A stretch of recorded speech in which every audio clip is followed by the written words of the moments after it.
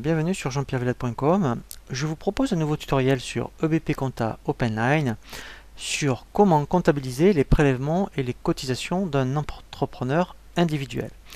La première chose qu'il faut constater, c'est le prélèvement que perçoit l'entrepreneur individuel, et ensuite ce sera effectivement les cotisations sociales, je dirais par le RSI, où on saisira effectivement tout ce qui est URSSAF, maladie et vieillesse, et la CSG déductible et non déductible. Première chose effectivement qu'il faut constater, c'est le prélèvement que perçoit l'entrepreneur individuel.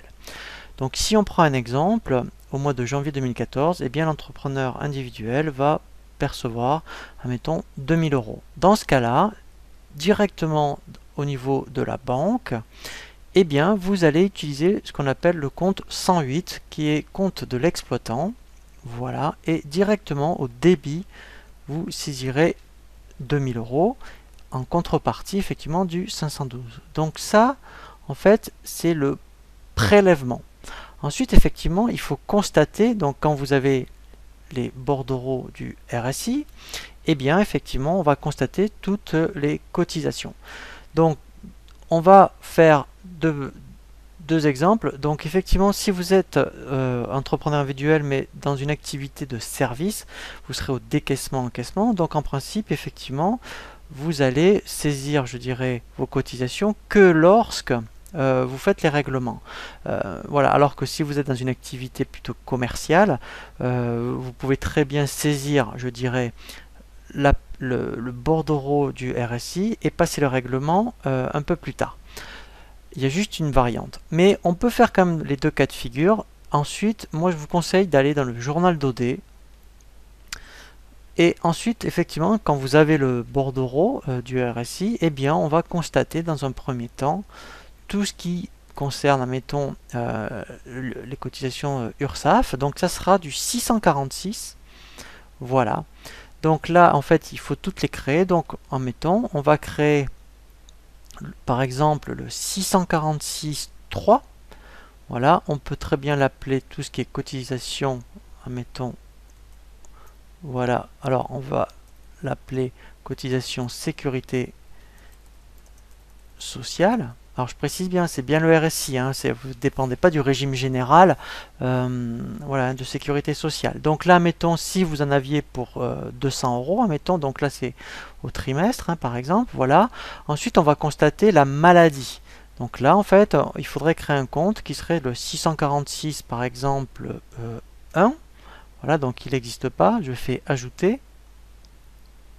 Voilà, et là je vais mettre cotisation, voilà, maladie. Donc ça représenterait peut-être 100 €.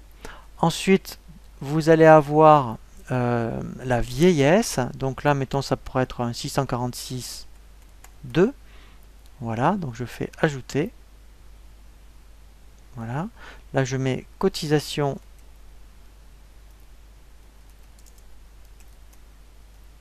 vieillesse. Voilà. Donc là peut-être que ça représenterait 90 €.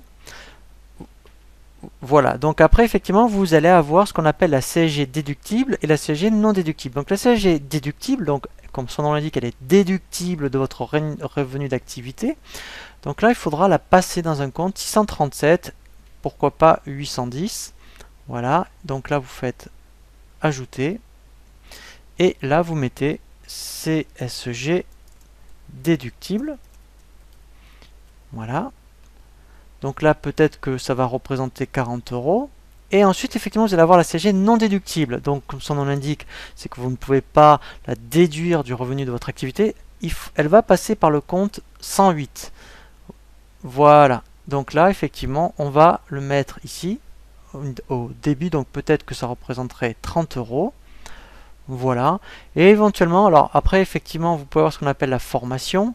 Donc là, alors soit, alors non, vous l'avez peut-être qu'une fois par an. Alors là je vais faire exprès de la mettre tous les mois, mais en fonction, je dirais, du moment où vous le voyez, et bien effectivement ça sera un compte de ce type là, 633. Voilà, et là en fait effectivement vous mettrez participation formation, mettons. Voilà, voilà. là, si je considérais qu'éventuellement, voilà, je la passe tous les mois. Éventuellement, il y en a pour, mettons, 20 euros. Voilà. Et donc après, effectivement, alors comme là, mettons, je l'ai passé dans le journal d'OD, eh bien, en fait, je vais le mettre en contrepartie du 431. Voilà. Et là, je vais faire F12. Donc ça, c'est ce que vous allez constater au niveau du bordereau RSI au trimestre. Et là, après, effectivement, eh bien, dernière chose qu'on va faire, c'est le règlement de votre bordereau. Eh bien, je vais aller dans le journal d'OD, voilà, de banque, pardon, et après, effectivement, je vais, voilà, saisir. Je vais donc solder le 431, voilà,